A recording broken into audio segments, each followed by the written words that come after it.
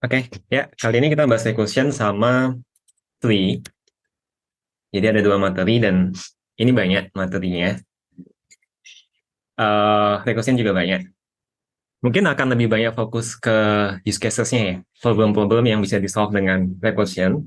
Sementara kayak basic knowledge-nya sebenarnya nggak gitu susah, nggak gitu baru. Karena kita juga udah belajar semuanya kemarin ya, HashMap dan kawan-kawan. Ini cuma pakai itu aja sebenarnya. Nah, kemarin awalnya mau masuk langsung ke tree. Cuma mikir-mikir kayak di tree itu banyak hal-hal yang rekursif. Jadi, ya udah deh masuk ke recursion dulu gitu. Nah, oke. Ini banyak equation matematik ya. Tapi, ya, don't worry. Jadi, recursion itu buat nge-solve problem yang involve breaking down problem into smaller sub-problem gitu ya. Jadi, ada problem gede, kita pecah menjadi smaller problems. Terus, biasanya bisa kita abaikan sih. Jadi, kita bisa assume bahwa recursive function-nya akan works well by inductive gitu. Terus ya udah kita lupakan subproblemnya. Jadi assume function-nya works well, terus kita breakdown, bagaimana breakdown-nya itu akan jalan, kita bisa lupakan karena ya assume recursion-nya akan works well. Mungkin langsung ke contoh aja kali ya. Jadi ada tiga rules buat recursion. Yang pertama harus ada base case. Jadi ini kapan stop-nya, terus harus ganti state-nya, dan uh, mulai turun ke base case-nya dan manggil diri sendiri gitu ya. Langsung ke contoh aja kali ya. Misalnya ini, kita punya string, kita pengen tahu panjang length string itu. Ya ini nggak guna sih, kenapa bikin kayak gini.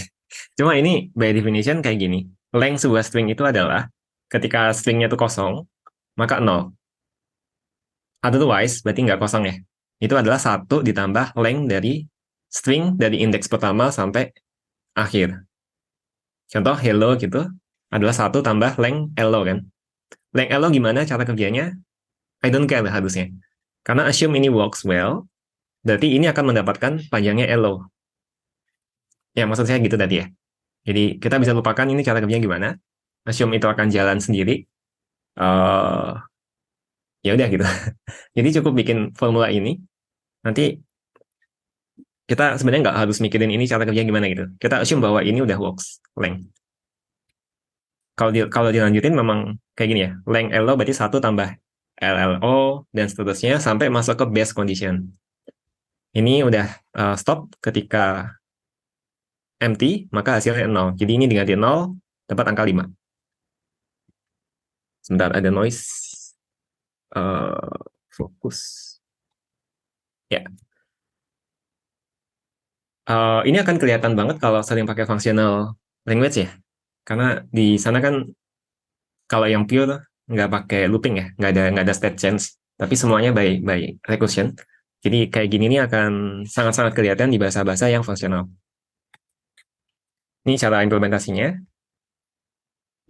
Nah begitu kita punya formula ini, sebenarnya cara membuat function code-nya itu straightforward sih.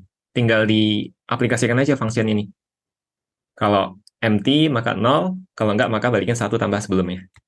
Jadi rekursifnya di bagian ini ya. Pertama ada base condition, stopnya kapan, dan ada manggil diri sendiri. Contoh lain, faktorial. Ini juga sama, kita define secara matematik dulu. Faktorial itu kalau n-nya 0, 0 faktorial, maka 1 kan. Kalau bukan 0, maka hitung faktorial angka sebelumnya dikali sama bilangan itu. Contoh faktorial 3, 3 kali masuk ke sini kan. Karena n lebih dari 0, ini 3 dikali 3 min 1 faktorial. Ini cara kerjanya gimana? Bisa lupakan. Assume ini faktorialnya works, jadi ini akan dapat 2 faktorial. Tapi kalau dijabarin ya kayak gini. 0 faktorial, 1. Jadi ini berhentinya di sini. Setelah semuanya berhenti, kita evaluate. Nah, code-nya juga sama. Since kita udah punya function ini, ya ini kan if else ya. If ini, else ini, tinggal diimplementasikan aja. Jadi sudah bahas length string, faktorial. Contoh lain itu palindrome checker. Palindrome itu kata yang dari belakang sama, kalau dibalik sama nggak dibalik sama lah bacanya. Rescard kalau dibalik kan sama ya, rescard. Ini juga bisa di-define secara rekursif. Walaupun ya sebenarnya nggak harus rekursif ya solusinya. Contoh rekursifnya adalah ketika empty string. Jadi penting buat kita define base case-nya ya. Kalau itu empty, maka pasti pasti true kan. Nah, terus lainnya adalah kalau kita bandingin, ini mungkin masuk ke recursive state ya sebenarnya, atau base case ya. Um, kita bandingin yang pertama sama yang terakhir. Kalau nggak sama, berarti kan pasti nggak palindrom, false. Berarti otherwise itu depan sama belakangnya sama, berarti kita tinggal ngambil sisanya. Kita hapus yang depan sama belakang, sisanya kan SCAR, SCA kan, ACCA ya. ACCA, cek apakah ini palindrom apa enggak. Cara kerjanya gimana, bisa dilupakan gitu, karena asumsi ini works kan. Ya, ini akan AA akan sama, berarti masih akan lanjut, karena sama kan. Terus sisanya CEC, sisanya E, ternyata E cuma satu karakter, berarti yang awal sama akhir kan sama. Berarti harusnya ada satu lagi sih, selainnya dia akan empty string kan. Ini kurang satu. Oh iya, pakai pakai latex di VS Code kalau pakai Copilot enak banget nih. Jadi biasanya saya nggak nulis ini latexnya, tapi cuma nulis yang di atas, terus dia bikinin latex sendiri. Nah, ya, empty tuh. Bisa juga kita bikin base conditionnya adalah ketika cuma ada satu karakter, ya maka harusnya tuh kan, bisa juga. Terus kalau OLO dia akan hapus yang depan, OO sama kan, tinggal ELL. Ini karena depan sama belakang nggak sama maka false. Jadi dia masuk ke yang bagian ini. Implementasinya straightforward, tinggal implement function definition-nya aja. Contoh lain, Tower of Hanoi. Ini ada yang bilang ini bisa memprediksi kiamat kayak. Ada yang pernah dengar nggak? Tower of Hanoi sama kiamat.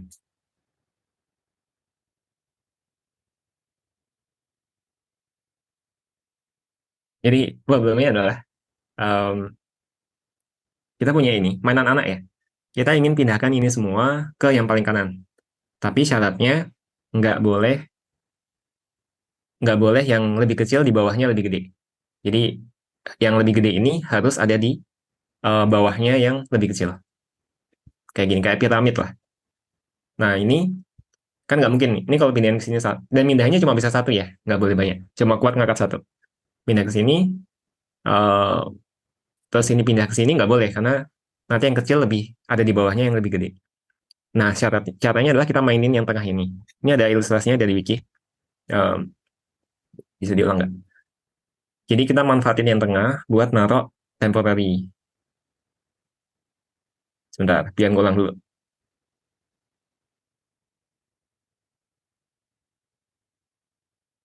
Oke, awalnya di sini kan. Nah, ini kita taruh sini dulu. Balikin lagi ke sana.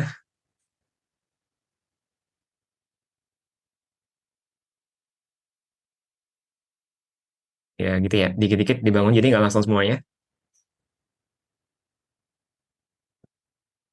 Nah, setelah itu, jadi intinya adalah, kalau kita breaking down the problem, intinya kita, yang harus kita pindahin ke sini kan yang paling bawah ini kan. Kita ingin pindahin ini yang paling bawah satu ini ke sini. Caranya gimana? Caranya berarti yang sisa ini, n min satu ini, kita pindahin ke sini dulu. Entah gimana caranya. Jadi stepnya, untuk pindahin ini semua ke sini adalah pindahin n min satu ini ke si yang tengah-tengah ini. Ketika sudah, maka bisa pindahin yang paling gede ini ke sini. Mungkin gambarnya.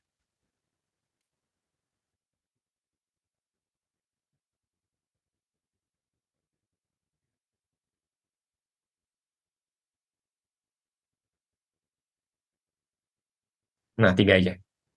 Terus kita punya satu, dua, tiga. Nah, kita pengen pindahin ini ke sini kan. Jadi kita pengen, ini pengen dipindahin ke sini.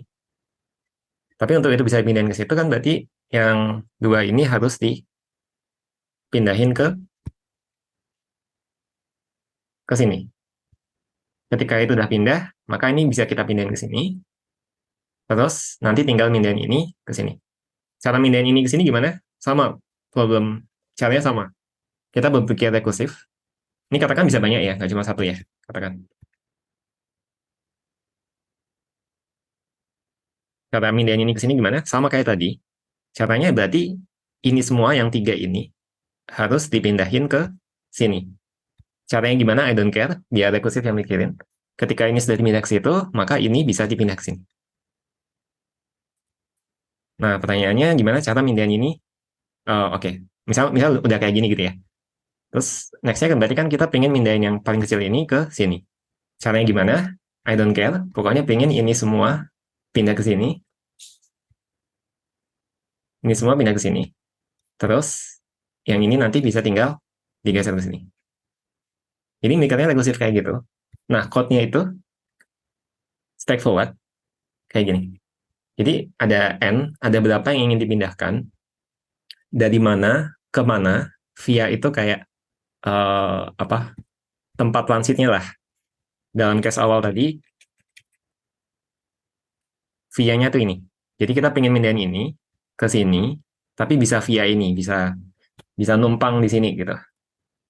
Sebanyak n. Kalau ini sebanyak 3. Sebanyak 3. Nah, jadi sebanyak 3 dari mana ke mana via apa. Nah, coba kita breaking down problemnya. Kalau n-nya 0, ya berarti do nothing ya. Nggak bisa kita apa-apa kan, nggak ada apa-apa di situ. Kalau n-nya lebih dari 0, berarti kan 1, 2, 3 gitu kan.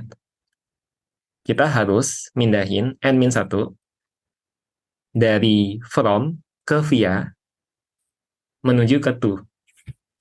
Itu sama kayak tadi. Ini saya copy aja. Screenshot deh.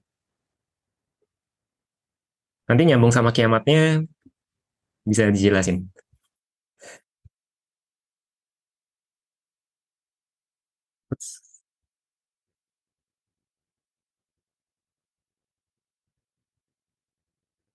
Nah, ini kan. Ini katakan ada banyak ya. Ada satu lagi deh. Oke, kita berada di sini nih. N lebih dari 1, lebih dari 0. Maka kita ingin mindahin n-1 ini dari dari 1 ke via. Jadi via itu kan di sini, jadi awalnya kan Hanoi sebanyak 4 dari 1 ke 3 kan. Ini kita lagi Hanoi sebanyak 3, 4 sorry. Dari 1 ke 3 via 2. Nah, cara nge-solve ini adalah kita harus nge-solve Hanoi 3 dari 1 ke 2 via 3. Maksudnya adalah kita harus mindahin 3 dari 1 ke 2. Dari 1 ke 2. Caranya gimana? I don't care. Terus via 3. Jadi dia punya inilah, bisa lewat sini. Tapi goal akhirnya ke 2. Nah, setelah ini ke solve, kita ke sini. Move this dari from ke to. Kan sisa 1 kan? Kita udah mindahin n-1. Sisa 1. Berarti kita bisa mindahin dari 1 ke 3. Bisa kita pindah ini ke sini. Setelah itu terjadi, kita harus mindahin n-1 ini dari via, dari 2 ke sini melalui ini. Jadi ini rekursifnya. Kan ini udah solve, udah pindah nih. Kita pengen mindahin ini ke sini, tapi via sini gitu. Jadi, kita pengen mindahin yang paling bawah ini ke sini via ini. Ya nanti akan ke breakdown, pokoknya I don't care gimana. Ini bisa pindah ke sini dulu. Ke sini nanti tinggal 1, ini bisa dipindahin ke situ. Nah, ini rekursifnya. Cantik sih menurut saya. Lalu pertama kali tahu ini kerasa kayak wow gitu. Code-nya cuma kayak gini code-nya. Cuma kayak gini. Ini sama kayak yang definisi rekursif di atas ya. Kalau kita execute, ini akan tahu step by step-nya apa yang harus dipindahin, dan ini cuma bisa satu disk ya. Sampai semuanya kepindah. Ini pingin 3 dari A ke C via B. Nah, nyambung sama kiamatnya apa? Nyambung sama kiamatnya kalau ini bukan 3. Tapi berapa ya? Katanya kiamat akan happen ketika kita bisa mindahin sebanyak sekian N tower of Hanoi gitu. Ya, Ada nggak di sini? Non-recursive analysis. Ya, silakan dibaca-baca. Itu joke aja sih. Itu Tower of Hanoi. Ada lagi yang lain, yaitu GCD. GCD itu bahasa Indonesia apa? Ada yang tahu nggak? FPB, ya. FPB. Kalau kita belajar matematik dulu, cara dapetin FPB itu gimana dulu ya? Lupa. Kayaknya dijabarin bukan sih? 20 sama dengan 2 dikali 5, 4 sama dengan 2 dikali 2, terus cari yang common gitu ya. Dapat ini, dapat 4 FPB-nya. Nah, ada cara lain yang lebih simple, lebih cepat juga, yaitu pakai rekursif, namanya Euclid's algorithm. Nggak harus rekursif sih, pakai looping juga bisa. In fact, semuanya bisa pakai looping juga tadi. Cuma kalau dibikin rekursif formula kerasa lebih simple, lebih straightforward. Rumusnya kayak gini, mungkin nggak sampai kebahas kenapa begitunya ya. Tapi intinya gini, rekursif. Kalau A sama B, kalau B-nya 0, berarti GCD antara 5 sama 0, maka adalah 5. Betul nggak ya? Betul ya? Ya. Kalau enggak, maka di ini, ditukar. Habis itu nih dihitung modulonya. Ini bisa dapat 3 sama 4. Betul ya? 3, 4. Ya. Contoh lain yang menarik adalah pangkat. Nah, gimana cara bikin pangkat? 5 pangkat 10 gitu. Berarti kan 5 kali 5 kali 5 sebanyak 10 kali. Tapi ada cara yang lebih cepat sih. Tapi mungkin kita yang ke yang cara lambat dulu. Itu bisa di-define pakai rekursif juga ya.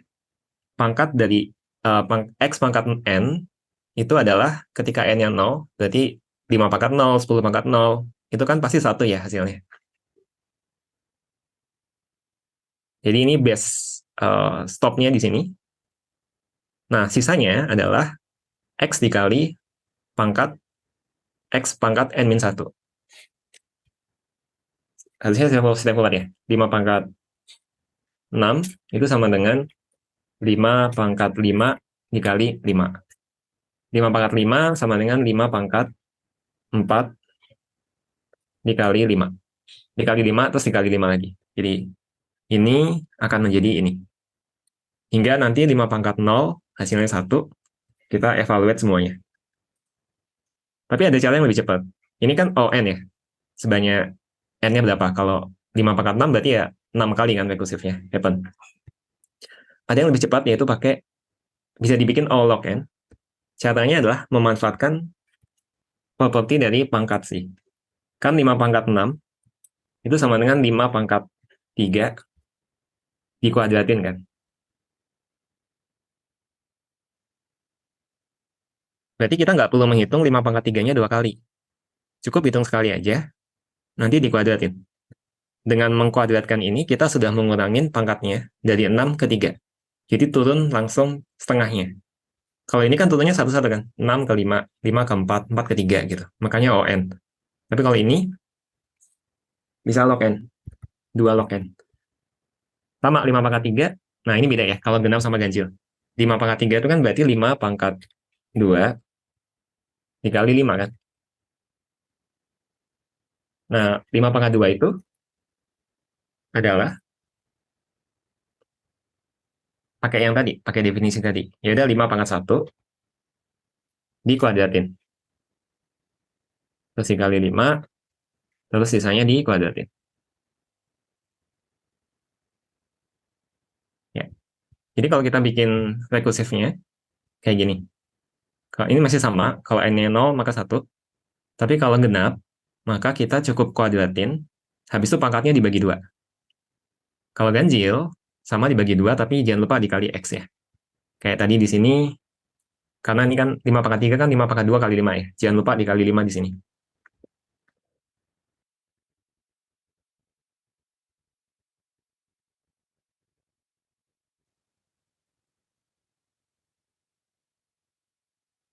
Oke. Nah, um, contoh ini, ya implementasinya straightforward ya. Gini aja. Yang harus saya hati adalah jangan bikin uh, Mana. X kuadrat. Enggak nih, mana. Ya, gini aja. Ini dapat 2 pangkat 10 segini, 3 pangkat 10 gitu. Ini lebih cepat daripada yang atas ya. Coba kita bikin mungkin ya. Kita bandingin. Ini pakai yang uh, cara rekursif yang pertama tadi. Yang ini. Terus dihitung time-nya.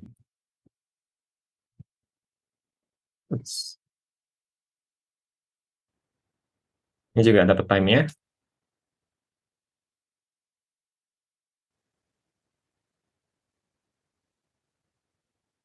Terlalu dikit.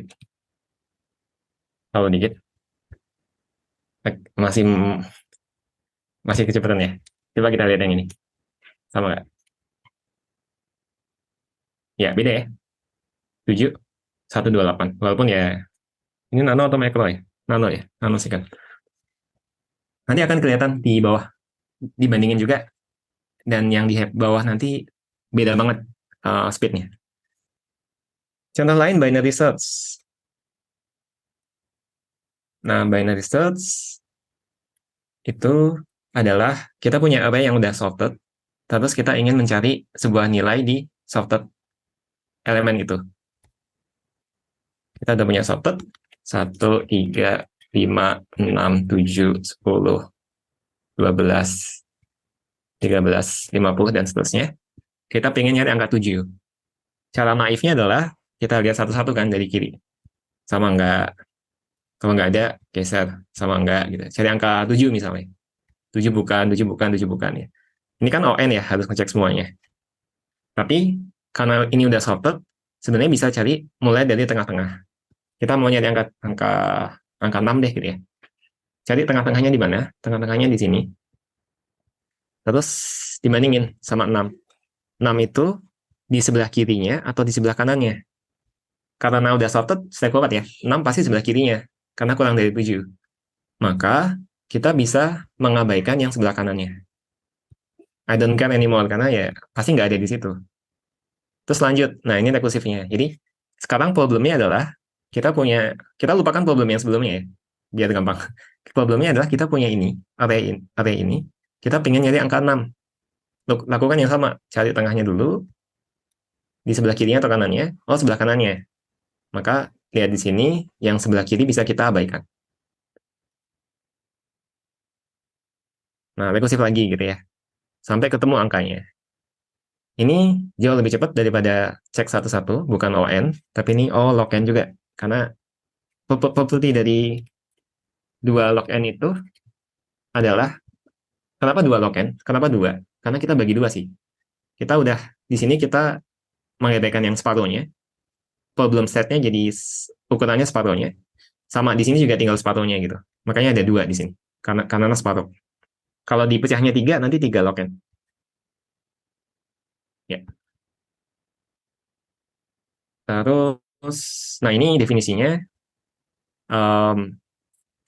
Kalau low lebih dari high, low high itu dia maksudnya nih, karena tadi kan mecah kan, tapi kita nggak ngeklon bikin bikin list baru.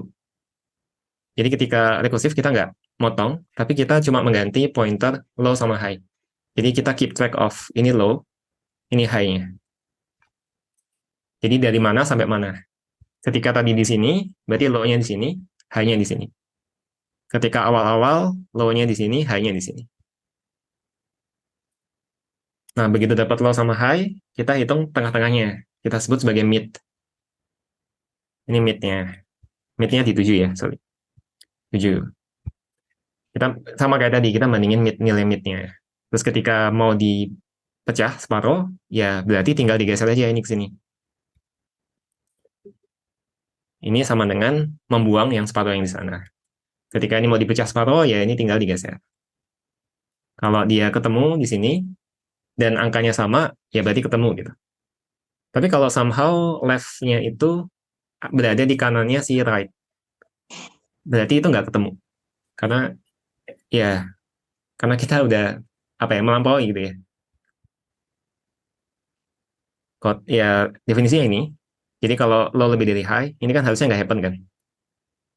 Bukan nggak happen sih, ini akan happen. tapi ini berarti nggak ketemu, gitu.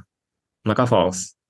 Kalau yang tengah sama dengan X, berarti ketemu di bagian tengah. Kebetulan pas di tengah-tengah itu sama, maka true. Kalau enggak, berarti tengahnya nggak sama kan? Kita pecah nih. Kita cek dulu tapi, mecahnya mau buang yang sebelah kiri atau buang yang sebelah kanan. Tergantung apakah X-nya di sebelah kirinya atau sebelah kanannya. Ini berarti X-nya ada di sebelah kirinya. Maka kita buang yang sebelah kanan dengan cara, ya sudah range-nya tadi, ini kan low high ya. Low-nya masih tetap sama, kita nggak ganti low-nya, low-nya masih sama. Misalnya yang awal tadi ya, ini low, ini high. Kebetulan tengah-tengah, sorry, gini aja deh. Ini low, ini high, tengah-tengahnya ada di sini. Terus kita pengen buang yang kanan. Maka ini cukup digeser ke sini. Itu yang terjadi di sini. Ini kita pengen buang yang kanan, maka low-nya tetap sama. Kita nggak geser low-nya, tapi yang high-nya kita geser ke mid min 1. Mid min 1. Kenapa min 1? Karena ini udah nggak kepake lagi. Karena kalau ini adalah yang kita cari, 7, berarti ketemu kan? Berarti akan masuk di sini nih. Yang mid sama dengan X udah ketemu. Berarti ini case-nya nggak ketemu, yang mid-nya nggak sama. Berarti mid juga kita buang, kita nggak pakai. Begitu pula sebaliknya, misalnya ada di sebelah kanannya, ya berarti low-nya tinggal ditaruh di sini. Mid plus 1. Ya, mid plus 1. Code-nya straightforward, sama kayak di atas, cuma dihitung mid-nya di mana, sisanya sama. Apakah semua rekursi bisa diganti dengan looping? Bisa ya harusnya.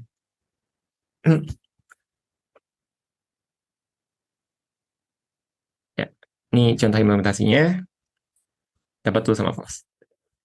Nyambung sama binary search adalah merge sort. Ini kan berarti enggak nyambung juga sih. Merge sort itu adalah kita ingin sorting ya. Binary search cuma bisa dilakukan kalau udah sorted kan. Kalau nggak sorted ya nggak bisa pakai logika ini. Nah, gimana cara bikin sorted? 1, 3, 7, 2, 8, 4. 4 ya. Kita ingin sort ini nih. Ada banyak cara. Yang cukup populer tuh quick sort, tapi nggak kita bahas. Kita akan bahas merge sort. Caranya adalah, sama ini rekursif ya. Kalau rekursif, kita harus mikirin base case-nya apa, sama rekursif case-nya apa. Ada dua itu. Mungkin agak straightforward kalau kita lihat base-nya dulu awalnya, base, bukan base. Awalnya, kalau cuma ada satu elemen, berarti kita nggak perlu ngapa-ngapain kan? Ini udah sorted. Kalau ada kosong, ini juga udah sorted. Kita nggak ngapa-ngapain. Tapi katakan ada dua angka nih. Gimana cara nge-sort ini? Kita pecah jadi dua. Kita sort yang kiri dulu, terus sama yang kanan. Terus ketika cuma ada satu, ya udah sorted kan? Ini juga udah sorted karena cuma ada satu. Nah, setelah dipecah, kita ada yang namanya proses merging. Proses merging kelihatan kalau mungkin dari visualisasi kayak kelihatan nih.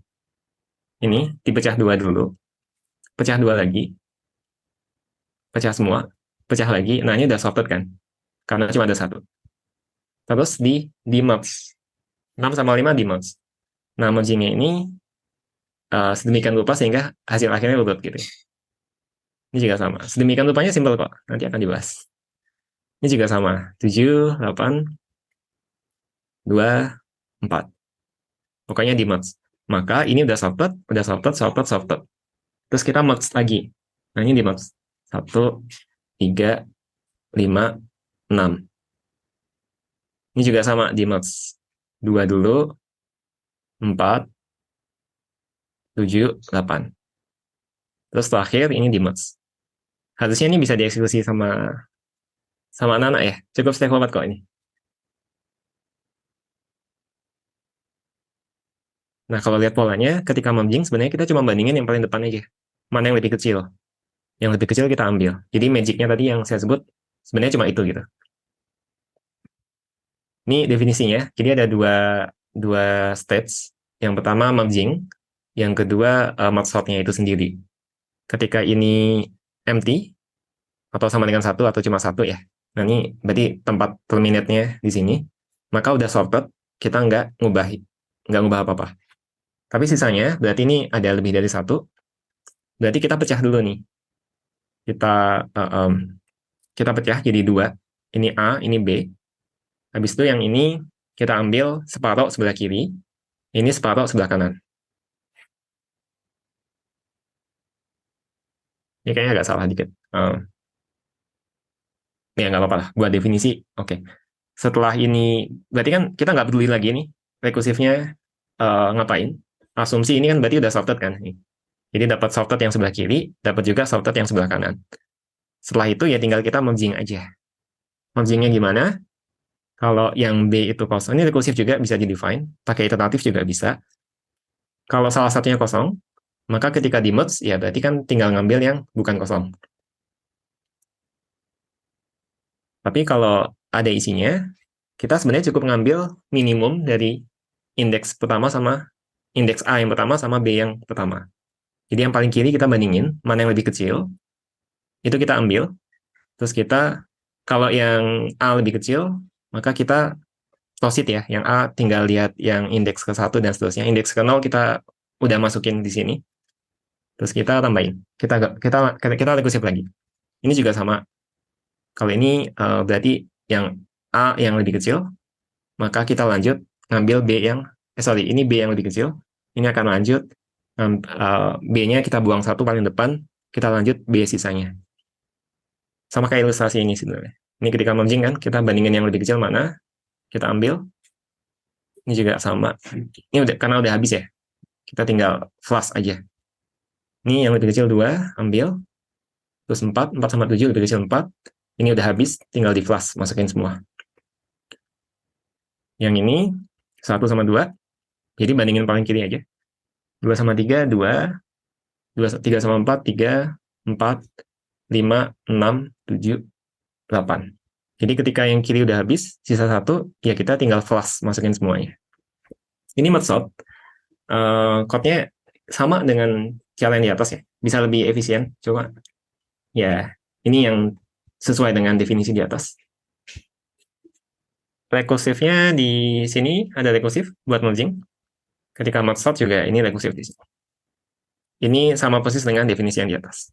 Bukan yang paling efisien, tapi ya yang paling gampang yang paling mirip sama fungsi di atas.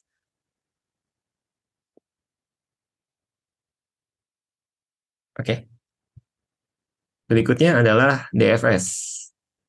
Nah, ini seru nih. Mulai masuk ke graph. DFS itu cara buat traversing tree gitu ya, atau graph structure. Jadi dia mulai dari atas, kemudian sebentar, mulai sini, terus masuk ke bawahnya, masuk ke bawahnya lagi, ke bawahnya lagi. Begitu ini udah sampai paling bawah, nanti backtrack ke atas. Jadi 1, 2, 3, 4, ke atas lagi, baru nyoba bawahnya. 5, 6, 7, ke atas lagi, ke atasnya sampai sini doang tapi ya, karena yang ini kan belum di traverse. Terus ke atas lagi 9, 10. Jadi ini ke bawah, terus ke atas. Sebenarnya sini kalau dia ada sambungan juga, ya dia akan ke bawah dulu gitu ya. Tapi karena nggak ada, dia ke atas lagi. Ini juga nggak ada sambungan, ke atas lagi. Udah habis, maka dia nyoba yang lainnya. Ke bawah, ke bawah. Ini nggak ada, backtrack ke atas. Sebutannya backtrack ya. Balik. 8, ke atas lagi, 9, 10. Ini DFS, bisa dipakai buat banyak hal. Nah, DFS ini rekursif juga.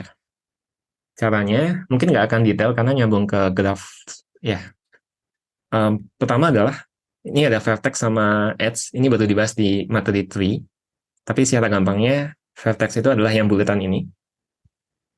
Terus, oh ya, vertex doang ya. Jadi ketika kita mengunjungi sesuatu, kita tandain bahwa kita udah visit. Katakan kita punya kayak gini, 1, 2, 4,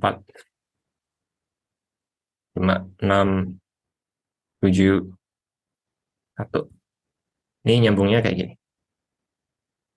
Ini any graph ya, nggak harus tree, nggak harus binary search tree. Nah, ketika kita sudah ngunjungin ini, kita mark satu itu sebagai sudah visited. Jadi ini udah visited.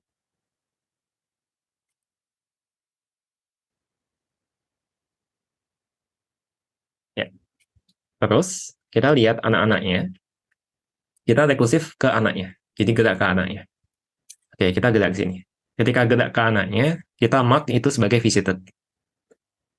Terus lanjut, cari anaknya lagi. Jadi rekursif ya, cari anaknya lagi, dapat 6 gitu. Dari kiri. Nah, dapat 6, maka udah selesai. Ini mark as visited juga. Ketika sudah visited semua, dia nggak punya anak lagi, dia akan balik ke atas. Balik ke atasnya pakai rekursif ya. Pakai rekursif function return kan. Terus di sini lanjut tadi kan belum selesai ya. Cari anaknya tadi kan masih ada anak yang lain ternyata. Nah, ini ke-7. Dan ya, kenapa nggak ke-6? Karena 6 udah visited. Ke-7, terus ke atas lagi. Ini ke yang berikutnya. Ini ke yang berikutnya.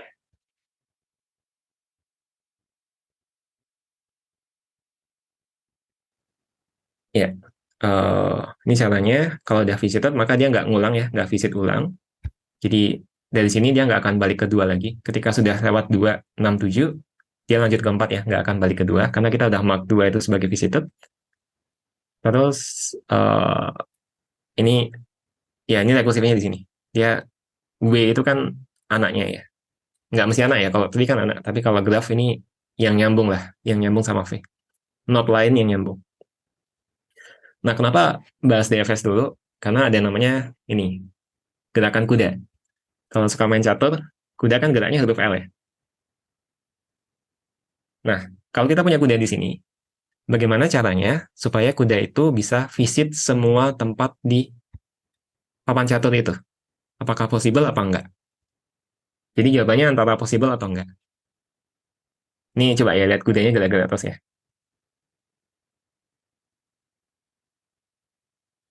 Nah, bisa nih, bisa visit semuanya. Coba diulang.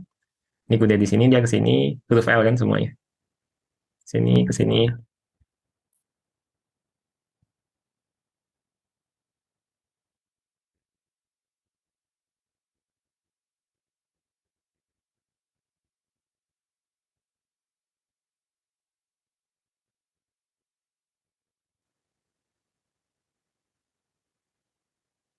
Ya, dan seterusnya ya, sampai semuanya terwarnai, semuanya visited. Jadi kalau semuanya visited, hasilnya true. Caranya gimana? Sama, define aja recursive nature-nya. Coba kita baca ya function ini. Kita pingin kudanya ada sebanyak n itu papan caturnya, ukuran papan caturnya. Berarti kalau papan catur biasa berarti 8 ya, 8 kali 8. X sama Y itu posisi kuda saat ini. Visited itu apakah visited itu uh, hmm, mungkin kayak array atau set yang menandakan posisi mana saja yang sudah visited. Jadi bisa kayak X, Y. Jadi ketika sudah visit ini, maka kita mark 0, 1, 2, 3, 4, 0,4 sebagai visited. Ketika gerak ke sini, berarti kita mark 1,6 sebagai visited. Kita stop. Jadi ini penting buat define stopnya kapan. Stop ketika semuanya sudah visited kan. Jadi n square, kalau ada 8 berarti 64 udah visited. Maka kita stop. Dan ini balikin true ya. Karena berarti bisa visit semuanya. Ini tuh di sini. Sisanya, pertama ada kondisi kalau out of bound. Jadi somehow dari sini dia geraknya ke sini. Atau dari sini gerak ke sini. Maka kalau out of bound untuk kondisi itu, kita mikirnya recursif ya. Jadi kita nggak usah mikir sebelumnya dia ngapain. Kita mikir kayak saat ini kudanya berada di situ gitu. Dengan kondisi kuda ada di situ, itu true atau false. Dengan kondisi kuda ada di sini, ya itu pasti false kan. Terus kalau udah visited, berarti kudanya dari sini gerak ke sini, terus gerak ke sini lagi, nggak boleh juga, berarti false. Nah, sisanya, ini sebenarnya cuma nyoba semua kombinasi gerakan kuda ya. Kan ada 8 kombinasi. Ini gerak ke kanan, atasnya gerak ke bawah 2 dan seterusnya lah ya. Gerakan kuda kan L, bisa ya gitu ya. Nah, ini coba semuanya. Jadi logikanya adalah dari sini kita coba ke sini, coba juga opsi ke sini, coba juga opsi ke sini, juga coba juga opsi ke sini, coba juga opsi ke sini gitu. Tapi opsi ke sini sama ke sini pasti hasilnya false ya, karena dia akan masuk ke yang bagian out of bound ini. Sama dari sini dia akan nyoba ke sini juga. Walaupun ini udah visited, nggak apa-apa, kita coba aja. Nanti akan ketangkap di rekursifnya, akan ketangkap di sini karena already visited. Jangan lupa ditambah satu, karena kita udah visitnya nambah satu kan, nambah satu. Udah gini doang. Dia akan stop di sini. Agak good force ya. Tapi ini efisien kok, karena cuma nyari satu satu ini aja, satu satu contoh yang bisa visit semuanya. Code-nya ini sama kayak di atas. Kita stop kalau udah semuanya visited, kita print. Jadi visited ini di sini saya bikin sebagai array. Ya, jadi ketika kita visit kita tahu dia sudah lewat mana saja. Jadi kita append nih. Jadi bukan bukan tambah satu yang di sini, tapi kita append dengan posisi yang baru dilewatin. Sehingga nanti tahu. Jadi ketika sudah sampai sini, berarti kan sudah visited semuanya. Nah, visited ini menjadi kayak jejak yang sudah dilalui. Bisa kita print. Ini buat gerakan kuda, delta X sama delta Y-nya. Kombinasinya ini, kita coba semuanya. Jangan lupa, ya ini di sini ya. Bisa juga sebenarnya di if else. Tapi ini dibikin di sini. Kita kalau belum pernah, jadi ini adalah dia nggak out of bound, dan juga belum pernah divisit. Maka kita bisa gerak ke situ, ditambah ke visited, habis itu kita gerak ke arah situ. Jadi ini berubah ya. Jadi NX, NY, ini adalah posisi berikutnya. Terus visitednya jangan lupa di append. Dan di sini saya bagian dua, to sama visited. Jadi ini ada dua return. Yang pertama nandain apakah bisa, sama kayak definisi di atas. Yang kedua return jejaknya. Nah ini if else berarti ini dia if rest, ini berarti dia bisa melalui jalur yang ini. Jalur ini valid lah. Maka ya udah ketemu, kita return to sama visitednya. Jangan lupa di sini di pop ya. Kenapa? Karena ini nih artinya kudanya sempat nyoba jalur ke, misalnya dari sini ya. Dari sini dia udah sempat nyoba ke sini. Tapi ternyata invalid di sini. Waktu ini gerak ke sini kan kita nambahin ini sebagai visited kan. Di sini kita tambahin visited. Dari sini gerak ke sini, kita tandain ini sebagai visited. Tapi ternyata nggak bisa, atau sesuatu lah. Dia akan backtrack balik ke sini. Ketika balik ke sini, maka yang tadi dimark sebagai visited perlu kita buang. Perlu kita unmark. Jadi ini jangan lupa, ini penting. Ini plot buat menghapus yang baru ditambahin. Udah gini doang. Ini 5x5 caturnya, kuda pertama ada di 00. Terus ini visited, ya karena 00 udah ya awalnya dari situ, maka 00 juga udah visited kan. Kita jalankan, ini path-nya, jalurnya.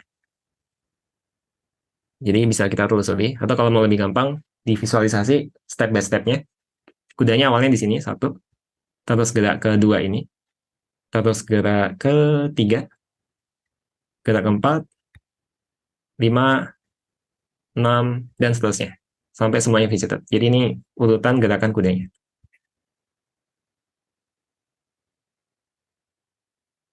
Contoh lain adalah Sudoku solver. Ada yang suka main Sudoku? Sudoku itu, di sini yang main Sudoku siapa? Boleh chat mungkin? Ada yang nggak tahu rules main Sudoku nggak? Tahu tapi nggak main. Ya, gambarnya nggak enak ya. Sudoku. Sudoku ini quite simple game. Jadi, tugas kita adalah mengisi yang kosong ini. Nah, tapi ada rules, yaitu harus unik angka-angkanya, horizontally harus unik. Jadi ini udah ada 7, 2, 6, maka di sini nggak boleh ada 7, 2, 6. Di sini juga nggak boleh sama, nggak boleh ada 7, 2, 6. Vertically juga harus unik. Jadi di sini nggak boleh ada angka 1, karena angka 1 udah ada di sini. Angka 6 juga nggak boleh. Terus yang terakhir adalah di bagian sini ya. Di bagian apa nih? Ini kan warnanya beda ya, lebih gelap ya. Jadi yang 3 kali 3 ini juga nggak boleh ada yang duplikat. Jadi ini 3, 5, 6, 9, 8 udah ada, berarti ini ya sisanya gitu. Nah, solving by hand juga sebenarnya bisa gitu ya. Ya udah kita ini kan berarti nggak mungkin angka 8. Nggak mungkin angka ini semua. Nggak mungkin juga angka 195. Sisanya apa? Bisa bisa kita cari. Nah, ada banyak cara buat nge-solve itu. Salah satunya dengan cara rekursif. Mungkin contohnya ya. Ini sudokunya. 0 itu artinya belum belum tahu isinya apa. Ini udah tahu nih angka 8 ya. Tugas kita adalah ngisi angka 0 ini menjadi, ya tebakannya apa. Hasil akhirnya gini. Nih, 8 masih sama ya, ada di sini. 3 sama 6 juga masih ada di sini. Cuma sisanya udah diisi. Gimana caranya? Salah satu caranya, rekursif aja. Hmm, mulai dari mana? Pertama kita belum, oke, dari sini deh. Kita, ini brute force. Jadi intinya adalah mencoba mencari mana yang belum keisi. Jadi looping dari I sampai J. I itu row-nya, J itu kolomnya. Kita cari yang masih kosong mana. Begitu ketemu angka yang 0, maka kita brute force aja. Oke, kita mau nyoba ini diisi dengan angka berapa? 1, 2, 3, 4, 5, 6, 7, atau 9. Maka di sini ini brute force-nya. Nah, terus di sini kita coba isi itu dengan angka K. Kebetulan mungkin K-nya 1 gitu ya. Kita coba dulu isi dengan angka 1. 1. Terus dicek apakah valid nih posisi ini. Jadi kalau kita ubah menjadi angka 1, apakah board ini secara keseluruhan valid apa enggak? Cara ngeceknya ya di is valid ini, dia ngecek row-nya valid apa enggak, kolomnya valid apa enggak. Jadi dia akan ngecek row ini valid apa enggak dengan angka 1 di sini. Kolom ini benar enggak, valid enggak, termasuk yang bagian ini, itu valid apa enggak. Jadi kalau ini angka 3, itu enggak valid ya. Secara row valid, secara kolom valid, tapi secara bagian grid-nya ini, itu invalid. Coba angka 1. Berarti kalau valid, kita rekursif aja dengan board yang sudah ke-update. Jadi recursively, kita sudah nggak punya problem yang awal tadi. Kan problem awalnya kayak gini kan. Sekarang problemnya berubah. Kita punya board yang seperti ini, tolong di-solve. Rekursif. Nah, nanti solvingnya ya sama kayak tadi. Dia akan nyari angka 0 dulu, coba dia ganti angka 2, angka 1 dulu, valid nggak? Ternyata nggak valid ya. Berarti kalau nggak valid, dia akan looping ke selanjutnya, dia akan nyoba angka berikutnya. Angka 2. 2 valid apa enggak? Ternyata valid. Kalau valid, ya udah kita punya board baru yang bentuknya seperti ini.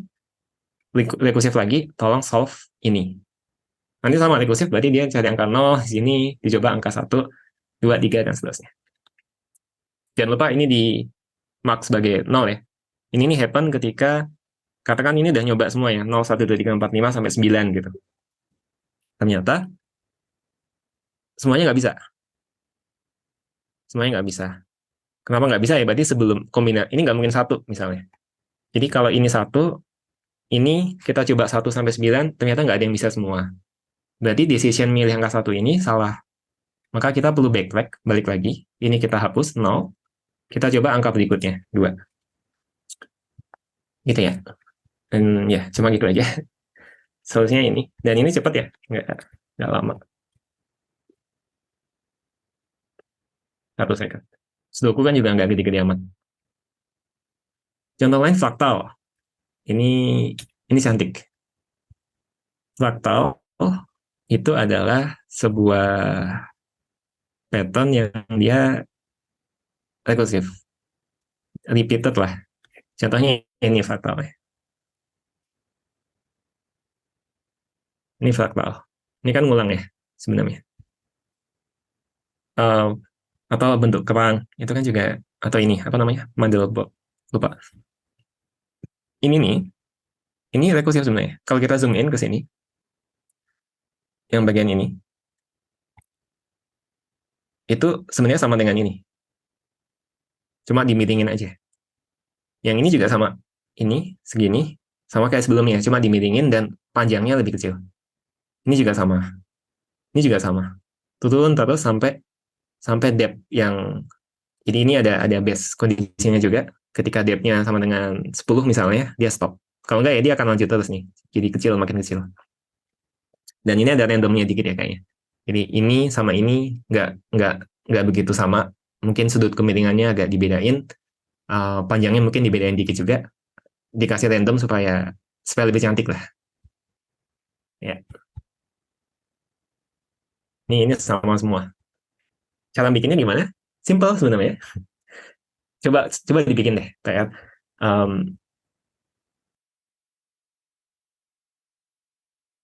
ya coba di ini, dicoba. Ada di Python ada yang namanya turtle, bukan. Ini buat buat belajar, buat gambar lah dengan cara yang simple. Jadi pura-puranya ada kura-kura, dia bisa gerak maju, bisa muter, bisa mundur. Mundur bisa nggak ya? Caranya gampang juga pakai gini. Bisa dikasih ke anak-anak. Anak saya dikasih ini, dia senang tuh gambarnya. Bisa gambar macam-macam. Nah, bisa pakai ini buat gambar fraktal kalau mau. Oke. Nah, uh, berikutnya adalah memoization. Jadi beberapa recursive algorithm itu nggak efisien. Contoh, Fibonacci ya. Fibonacci, contoh klasik. Fibonacci itu kan adalah bilangan yang awalnya adalah 1 sama 1. Terus bilangan berikutnya adalah penjumlahan dua angka sebelumnya. Jadi ini 2. Ini 2 angka sebelumnya, ini 3. Ini 5, ini 8, dan seterusnya. Nah, itu ya bisa dibikin iteratif ya, simple juga. Malah lebih simple. Tapi kalau mau dibikin recursive definition-nya, itu bentuknya kayak gini. Ketika n-nya 0, berarti di sini, itu adalah 0. Terus n-nya 1 adalah 1. N-nya 2, dan seterusnya dia adalah penjumlahan dari 2 yang sebelumnya. Jadi ada rekursif di sini, tapi ini nggak efisien. Contohnya kalau menghitung Fibonacci ke-5. Berarti penjabarannya kayak gini. Berarti 5 adalah Fibonacci ke-4 tambah 3. Fibonacci ke-4 adalah Fibonacci ke-3 tambah ke-2. Fibonacci ke-3 adalah Fibonacci ke-2 tambah Fibonacci pertama. Notice that kita punya 2 F2 di sini. Dan F3 ini dihitung 2 kali. Jadi F3 ini kan dihitung dapat penjabaran ini kan. Tapi di sini dihitung lagi nih. Dan dijabarin lagi. Ini kan sama persis dengan yang ada di sini. Berarti ini nggak efisien karena beberapa angka kita hitung ulang berkali-kali. Ya angkanya benar sih 5. Cuma ya tadi ada F2 dihitung berkali-kali, F1 berkali-kali, F0 juga berkali-kali. Gimana cara nge-solve ini? Ada beberapa cara. Yang pertama memoization. Ini sebenarnya paling straightforward. Atau yang kedua dibikin iteratif. Iteratif kan ya sebenarnya simple ya. Bahkan kita cukup maintain dua variable sebelumnya sama sebelumnya lagi. Terus kita looping aja, kita jumlahin yang 2 angka sebelumnya itu, terus kita swap, kita ganti dengan yang baru gitu ya. Ini kita bisa lupakan. Ini juga sama. Kita mau hitung angka 2 kan berarti ini tambah ini. Setelah dapat, kita swap dengan ini, terus kita buang. Kita nggak perlu mikirin yang sebelum-sebelumnya. Biasanya kalau bottom up, itu bottom up ya, dari bawah ke atas. Ya, ini dynamic programming, cuma nggak kita bahas sekarang paling nggak. Nah, ini cara recursive yang tadi, yang di atas, yang ini. Kalau kita hitung, time-nya, Fibonacci 40, itu 11 second. Fibonacci 50 kayaknya lama, bermenit-menit. Nah, tapi bisa kita bikin memoization. Idenya adalah kita bikin array atau hashmap yang menampung hasilnya. Jadi di sini kita cek apakah kita sudah pernah mengingat-ingat itu apa belum. Ini pakai 0 ya, tapi sebenarnya bisa pakai 6 gitu. Nah, ini artinya kita belum pernah menghitung angka itu. Belum pernah menghitung Fibonacci ke N. Karena belum pernah, maka kita hitung aja. Terus hasil perhitungannya kita simpan di memo.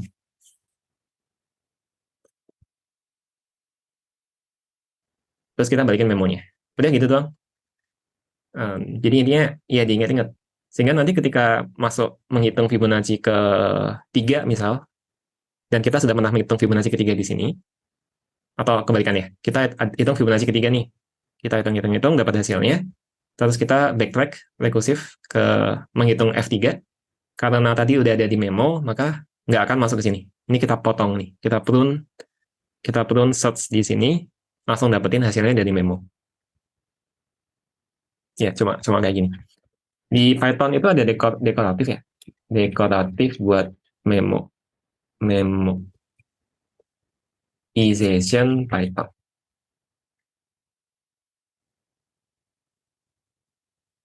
Bisa pakai,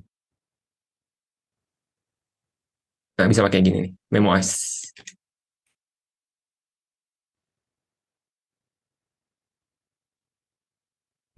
Bukannya bawaan ya,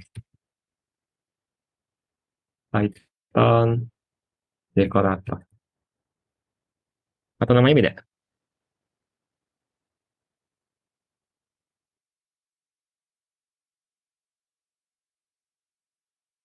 Dekorator memori.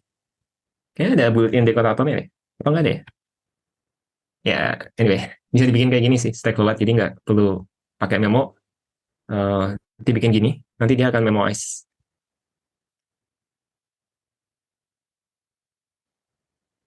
Oke, nah ini kita coba bedain tadi. Ini 11 second, ini 16 microsecond. Jadi jauh banget bedanya. Ya, bukan karena ini bagus, cuma karena ini jelek sih.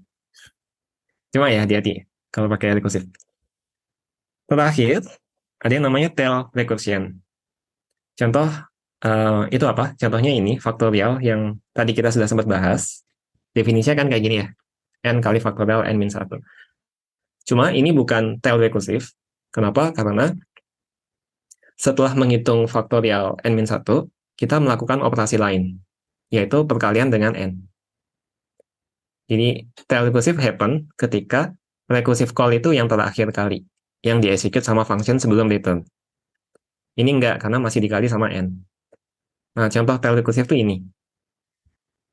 Jadi, ini kan udah nggak ada operasi lagi kan, setelah recursive ini udah selesai gitu. Tipsnya trik-triknya biasanya kita nambah satu parameter buat menghitung akumulatifnya, buat menghitung hasil akhirnya. Nah, ketika N-nya sama dengan 0, yang dibalikan bukan satu, tapi akumulatifnya itu. Nah, di sininya kita sama ya, masih faktorial N-1, cuma hasil perkaliannya ini kita taruh di parameternya. Begitu. Kenapa ini penting? Karena di beberapa bahasa pemrograman ada yang namanya tail call optimization. Jadi, kalau dibikin kayak gini, sebenarnya recursive call itu karena function call, jadi dia bisa stack overflow. Karena tiap kali manggil function ini kan dia nambahin ke stack ya. Di materi sebelumnya sempat dibahas, ya parameter lokal variable-nya itu masuk ke stack semua. Jadi stack-nya bakal numpuk nih. Sementara kalau pakai tail recursion, dia bisa dioptimize sehingga seolah-olah ini kayak iteratif aja, kayak looping. Jadi stack-nya nggak akan nambah-nambah terus. Oke, tapi nggak semua bahasa pemrograman ada ya. Python ada nggak ya?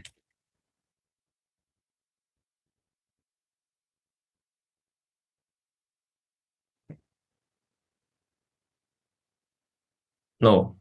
Oke.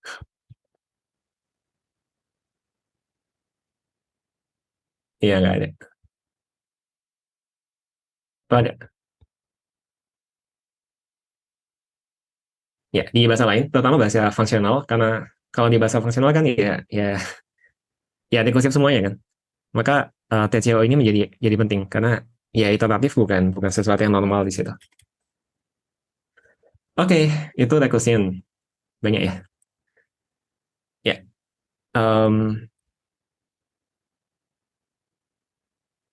Oke, ada yang ngomong sudo rm rf ya. Itu dulu pernah ada namanya library namanya Bumblebee. Oke, ya ini library buat apa ya? Grafik dulu ya, lupa. Di Unix, bukan ini. Dia di installation scriptnya somehow ada PR yang agak ngebug. Jadi sebelumnya adalah sudo apa gitu ya, kelebihan spasi sehingga dia akhirnya menghapus semuanya. Kayak gini deh dulu sebelumnya. Sebelumnya gini, terus berubah menjadi gini. Kan kehapus ya. Ya, anyway, kita masuk ke tree. Ya, banyak ya materi hari ini. Tree, sebelum masuk ke tree, kita perlu ngerti graph dulu. Kenapa tadi kita nyampein recursion dulu sebelum ke tree? Karena nyambung banget ketika pakai tree, nanti akan banyak recursion di dalamnya. Oke, sebelum ke tree, kita ngomongin graph dulu. Graph itu bayangkan kayak apa ya? Kayak gini deh. Jadi ada yang namanya node, ada yang namanya uh, edge. Node ini kadang disebut juga sebagai vertex. Node ini nyambung satu sama lain, disambungin oleh si edge. Nah, ini artinya ya kayak gini ya, A nyambung ke B. Edge itu bisa ada panahnya, bisa juga nggak ada panahnya. Yang nggak ada panahnya ini namanya undirected graph. Ini directed. Bayangkan ini misalnya apa ya? Jalan jalan tol deh. Ini dari Depok ke Jakarta. Berarti Depok nyambung ke Jakarta via jalan tol. Tapi dari Jakarta nggak nyambung ke Depok via jalan tol. Mungkin tolnya satu arah misalnya. Jadi kalau dari Jakarta pingin ke Depok, caranya, nah ini graf problem ya. Jadi caranya adalah ya udah dari B ke D dulu, D ke A. Misalnya dari Jakarta pingin ke Cirebon, berarti ke B ke D ke A ke C. Dan nggak semua node bisa connected ya. Di sini kayak connected semua ya. Ya. Hmm. Kalau undirected, straightforward. Jadi dari Depok ke Jakarta, ya karena ini dua arah ya, jadi bisa bisa dua-duanya, bisa bolak-balik. Jadi ada nodes, ada juga edges. Nah, um, ada juga istilah cycle. Cycle itu ketika muter gitu ya, bisa bisa ada looping di situ. Contoh ini atau contoh ini ada looping ABC ABCA. Ini ada cycle di sini. Gimana cara bikin graph? Ada dua cara paling enggak buat representasi graph. Yang pertama pakai adjacency matrix. Kok susah ya nyebutnya? Itu typo nggak? Adjacent matrix. Ya, adjacent matrix. Jadi, hmm, kayak gini. Ini um, saya copy aja.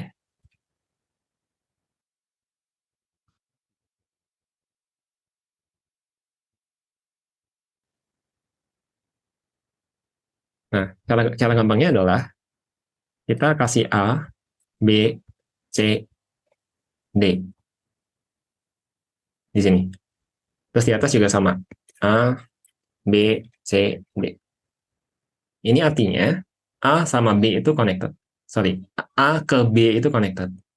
A ke C itu connected, A ke D itu connected. Tapi B ke A connected juga. Tapi, oh ya ini simetris ya. Nggak, ini nggak simetris. Jadi B ke C nggak connected, tapi C ke B itu connected.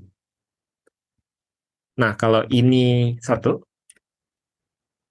ini menjadi undirected graph sebenarnya. Karena ini simetris. Jadi kalau di kita potong di tengah secara diagonal, ini. Ini sama. Kita cerminkan ini sama.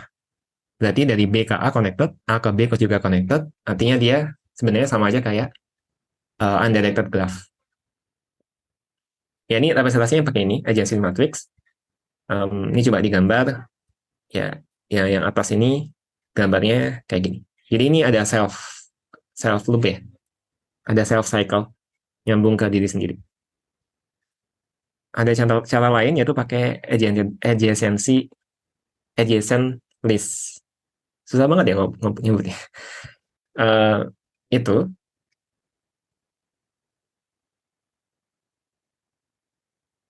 kayak gini. Uh, ini sebenarnya 0, 1, 2, 3. Artinya dari 0 dia connected ke 1. 0 connected ke 2, 0 connected ke 3. Dan 1 connect ke 0. Nah, yang ini sama yang ini sama sih. Ini maksudnya yang versi sebelumnya ya, yang belum diubah.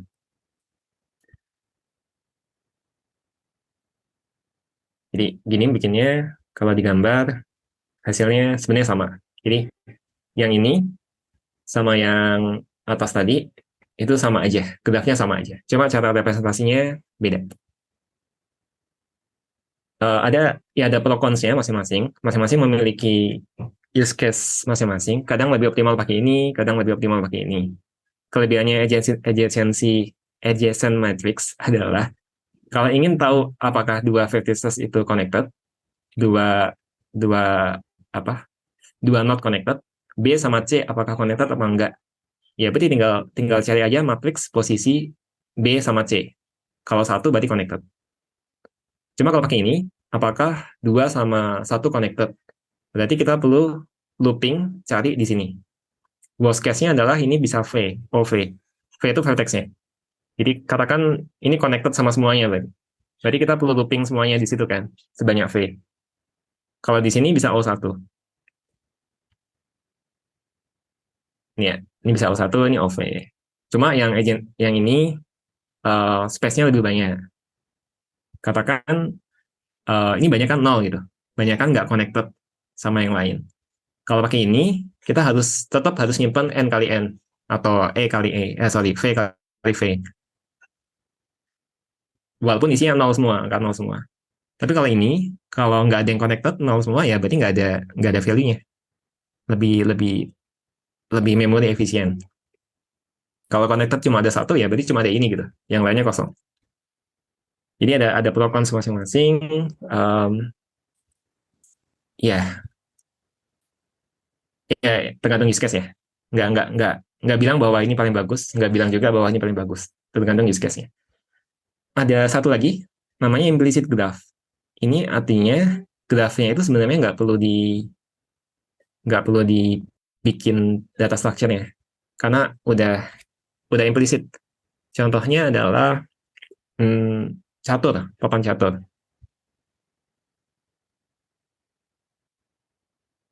Kalau kita bikin graph,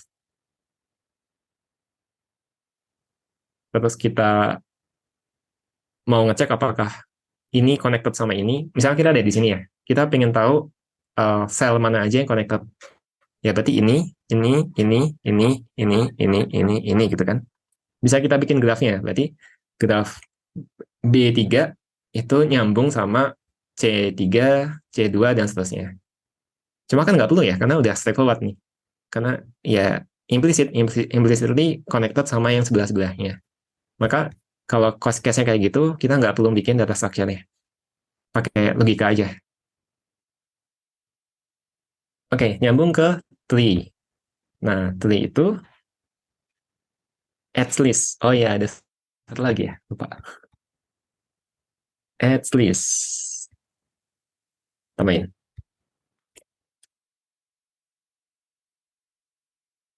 Nah,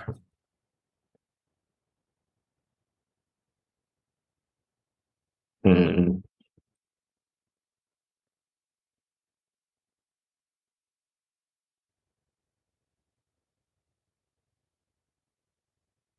nanti saya update.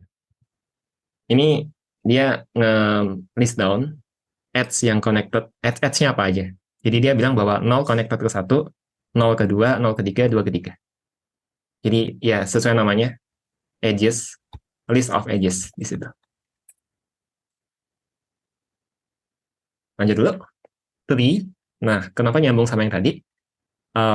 Karena tree itu sebenarnya graph. Berarti kan di sini 2 sama 7 connected kan? Dan ini directed ya. 2 ke 7 bisa, tapi 7 ke 2 nggak bisa. Tree itu adalah special type of graph di mana between um, dua vertex, 2 node itu cuma ada satu jalur. 1 atau 0 jalur. Dari 9 ke 6 kan nggak bisa kan? Tapi dari 2 ke 9 ya cuma bisa satu jalur ke sini.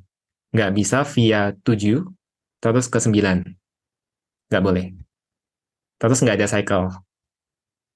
Jadi ini ada satu jalur doang dari satu satu vertex ke vertex lain, terus nggak ada cycle. Kalau ini 7 nyambung ke 9 dan ini ada bisa ke atas gitu ya, itu nanti akan jadi cycle. Jadi ini subset dari graph. Nah, tree cara bikinnya juga macam-macam, bisa pakai ini tadi, tapi ini nggak gitu efisien karena di matrix di tree kan dia ya tadi nggak ada cycle, connection-nya juga um, nggak banyak gitu. Jadi biasanya nggak pakai ini, bisa pakai ini, pakai list. Um, ya, yang list itu kan sebenarnya cuma bilang bahwa si si vertex ini connected sama mana aja gitu. Berarti dari sini kita bilang bahwa 2 itu connected ke 7 sama 5. 7 connected ke 2, 10, 6. Nah, itu bisa direpresentasikan pakai, kalau di atas tadi kan pakai pakai pakai array, pakai kayak gini kan. Tapi ini sebenarnya juga hashmap juga sih. Hashmap yang 0 connected ke sini, key-nya 0 connected ke sini, key-nya 1 connected ke sini, dan seterusnya. Di sini kita pakai hashmap, jadi cukup bikin kayak gini. Hashmap key-nya adalah pattern-nya, value-nya adalah si anaknya. Ini apa ya? Tree.pattern, tree.pattern. Ya, ini jadi key-nya adalah 1, pattern-nya 1, dia punya anak 2, 3, 4. Ini sebenarnya cuma kesimpan sebagai tree 1, isinya adalah 2, 3, 4. Tree 4 adalah 5, 6. Ya, kalau kita print 2, 3, 4, 5, 6. Cara lain dibikin kelasnya. Jadi kita bikin kelas node atau vertex. Terus untuk masing-masing node kita simpan children-nya apa aja. Karena children-nya bisa banyak ya. Jadi untuk node ini kita simpan children-nya apa aja. Terus untuk masing-masing node dia punya value juga. Jadi ada value-nya, ada anaknya. Dia punya value, dia punya anak. Anaknya bisa banyak. Ya dah, ketika add child tinggal di append aja ke children ini. Ini buat ngeprint. Contoh makanya ini, berarti node 1 dia punya 2 anak, 2 sama 3. Berarti kan di sini child itu bukan cuma value ya. Ini node, bukan cuma 2 gini. Kenapa? Karena si anak ini bisa jadi punya anak lain kan. Maka si anak ini dia harus punya property children juga. Ini nyambung 1, nyambung kedua, 3, kayaknya sama dengan di atas ya. Ya. Terus 4 punya anak 5, 6. Terus ya rootnya si 1 itu punya anak 4. Kalau kita print bentuknya nested kayak gini. 1 ini punya anak array yang sampai mana nih? Sampai sini gitu. Ini anaknya 1. Terus si anak 2 ini dia nggak punya anak apapun. Si 3 nggak punya anak, 4 punya anak ini, 5 nggak punya, 6 nggak punya. Ini kalau pakai kelas, pakai node kelas. Nah, use case-nya apa? Yang pertama directory. Ini directory structure, ini kan tree ya. Ini root-nya, dia punya file atau punya folder, foldernya bisa punya anak lagi, dan seterusnya. Dan nggak mungkin satu file ini dia ada di 2 folder yang sama. 2 folder yang berbeda. Jadi ini ada di site, nggak boleh ada folder lain yang konten ini. Kalau ada folder lain yang konten ini, artinya itu menjadi graph, bukan tree lagi. Apakah bisa di file system? Bisa ya, pakai symlink ya. Ya, ini tree. Kalau mau bikin straightforward, bisa pakai yang cara yang tadi, pakai hashmap. Ya, ini kita bikin, kita kasih tahu relasi parent sama child-nya, parent, child, parent, child, parent, child, maka akan dapat nih directory structure. Di home itu ada dua children.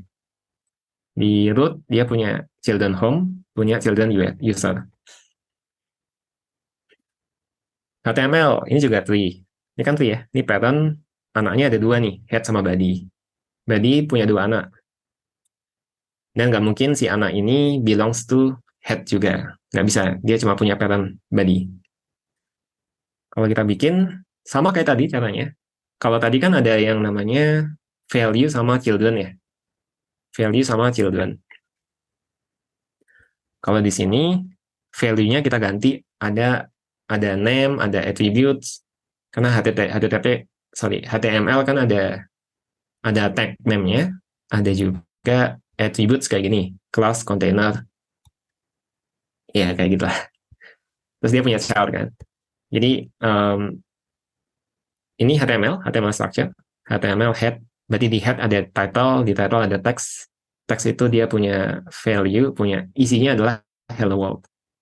Terus di sini ada metode buat ngeprint. Jadi pengen convert ini menjadi HTML beneran. Jadilah seperti ini.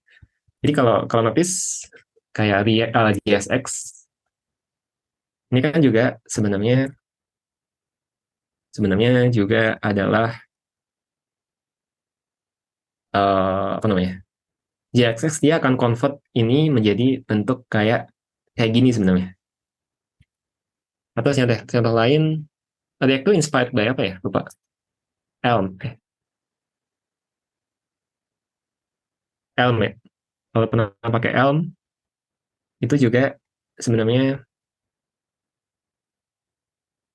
mana contoh Elm? Example. Ini kelihatan banget sih. Nah, kelihatan ya? Ini child-nya.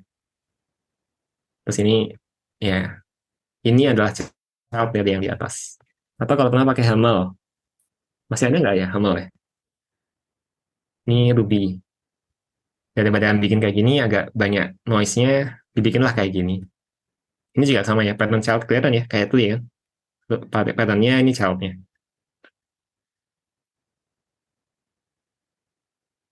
Contoh lain, AST. Nanti nyambung kalau bikin compiler atau interpreter. Jadi kalau kita punya code ini dari Wikipedia. Ini bisa kita convert menjadi AST, abstract syntax tree. AST-nya bentuknya kayak gini. Paling atas root-nya adalah statement sequence. Jadi statement sequence itu cover semua segini. Atau programnya lah ya. Terus di dalamnya ada while, ada return. Ada while, ada return. Di dalam while ada condition buat nge-compare buat while condition ini nih. B tidak sama dengan 0, itu ada di sini. B tidak sama dengan 0. Terus ini di dalamnya, ini body-nya. Jadi while loop itu kan punya condition ya. While something something titik 2 something. Nah, condition itu di sini. Ini isi while loop-nya. Isi while loop-nya ternyata di situ ada if else. If else ada if lah, ya if else. If itu ada conditionnya. If A lebih dari B, maka jadi ini ketika if-nya true, ini ketika else-nya true. Maka A di-assign menjadi dengan value ini apa? Min. A sama dengan A minus B. Sorry. Assignment ya. Ini A sama dengan, terus ini ada operasi minus, A minus B. Jadi A minus B sama dengan, A sama dengan A minus B. Ini juga sama. Ini AST. Dengan bikin AST sebenarnya bisa banyak ya gunanya. Ya, yang pertama, misalnya kita mau convert dari bahasa ini menjadi bahasa lain. Sebenarnya bisa juga dapat AST-nya, terus bahasa lain kan mungkin kalau nggak punya while, di sana cuma ada do apa? Do until. Ini bisa kita proses tree-nya, kita ubah strukturnya sehingga menjadi do until dan lain-lain. Nah, masuk ke BST. Waktunya sudah nggak ada. BST, ya, quick ya. BST itu special type of tree di mana si anak sebelah kirinya itu pasti kurang dari si parent-nya. Anak sebelah kanan itu lebih dari si parent-nya atau lebih dari sama dengan parent-nya. Jadi ini sebelah kiri dari parent ini pasti lebih kecil dari 10 semuanya. Ini juga sama. Ini lebih kecil dari 3, lebih kecil dari 5. Berarti kalau kita mau mencari angka 12, bisa rekursif dari sini. Kalau tadi kan binary search, kita ambil tengah-tengahnya, terus kita buang sebelah kiri, sebelah kanan gitu kan. Kalau ini sebenarnya lebih straightforward. Kita cari angka 12. 12 itu kira-kira di sebelah kiri atau sebelah kanannya? Sebelah kanannya dong. Berarti kita cukup traverse ke child yang di kanannya. 12. Bukan 12 deh, 13 deh yang ada. Terus di sini 15. 13 kurang dari sini, maka kita nggak perlu lihat yang kanan, kita ke kiri, ke anak sebelah kirinya. Ini cara bikin kalau pakai pakai kelas, bikin kelas. Ini node-nya ya. Jadi node-nya punya value, punya left, punya right. Left sama right itu tipenya sama-sama BST. Terus ketika kita insert sebuah value, kita perlu tahu itu posisinya di mana. Katakan kita mau insert angka 5, angka 8. 8 cek sama 10, harusnya sebelah kiri atau sebelah kanan? Oh, sebelah kirinya. Berarti di sini. 8 sama 5 kanan atau kiri? Kanan. 8 sama 7 di mananya? Di kanannya. Berarti 8 di sini. Dan itu rekursif aja. Bandingkan sama value-nya, kalau lebih kecil berarti harusnya ke kirinya, maka dia rekursif ke kiri. Kalau nggak punya left-nya, ya dia langsung nambahin ke left-nya. Tapi kalau ada left-nya, berarti kita perlu traverse ke kiri terus, sampai ketemu posisi yang tepat. Ini rekursif, jadi kita bisa ngabaikan juga. Salah. Yang ini. Ini. Kayak ngebug ya?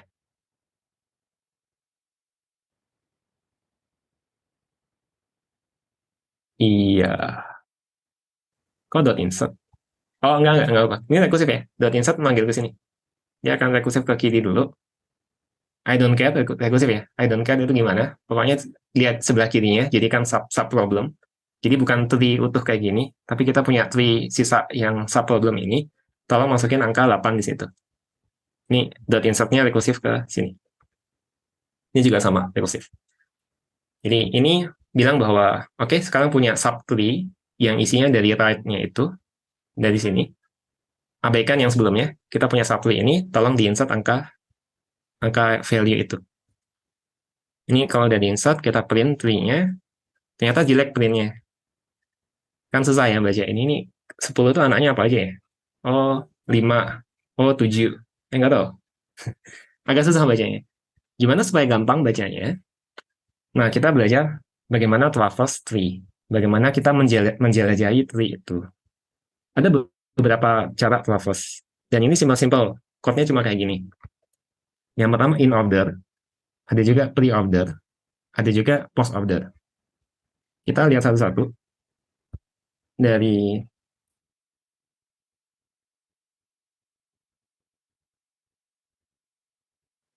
in order dulu ya. Jadi tree-nya ini in order. Cara in order adalah kita ke sini 10.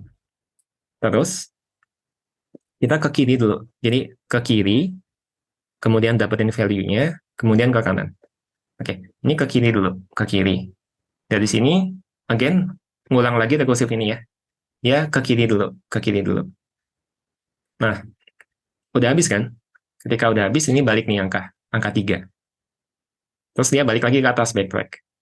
Habis ke kiri, dia ke value-nya. Jadi dapat 5. Terus baru ke kanan, ke 7. Jadi dapat 3, 5, 7. Udah habis, balik ke atas, ngeprint angka 10. 3, 5, 7, 10, 15. Tapi sebelum ke 15 ke kiri dulu, berarti 13 dulu, kemudian 15, kemudian 17. Jadi 10, enggak, 10-nya nanti. Ke sini dulu, ke sini. 3, 5, 7, 10, 13, 15, 17. Kayak gini. Jadi ini sorted ya. Ini yield. Yield itu buat balikin tapi bisa lanjut gitu. Sempat kita bahas waktu exercise. Nah, kalau BST kita jalanin in order itu udah sorted.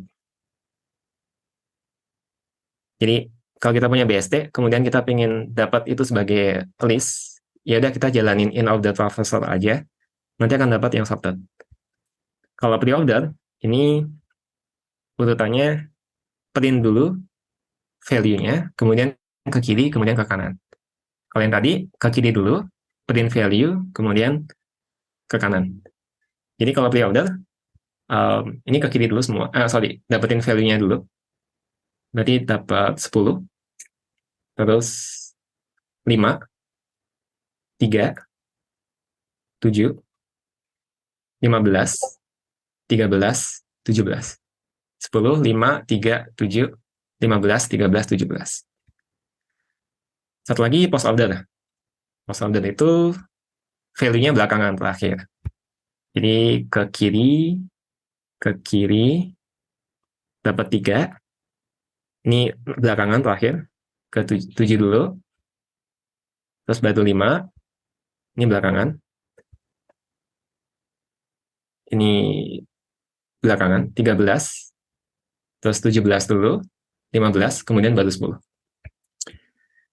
Nah, dikit lagi ada drawing BST. Gimana cara gambar yang jelek tadi.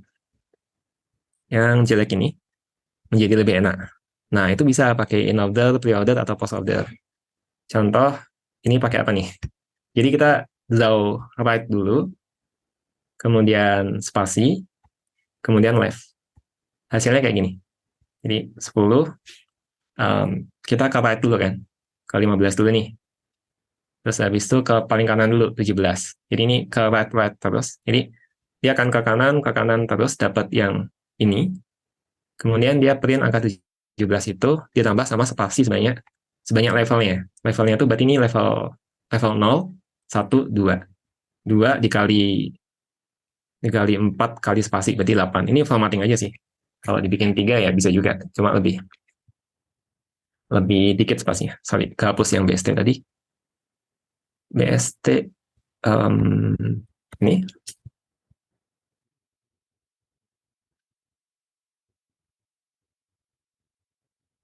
Ya. Cuma ini bacanya jadi harus diputar ya. Kepalanya diputar, itu kan sama dengan ini nih. 10, 5, 15.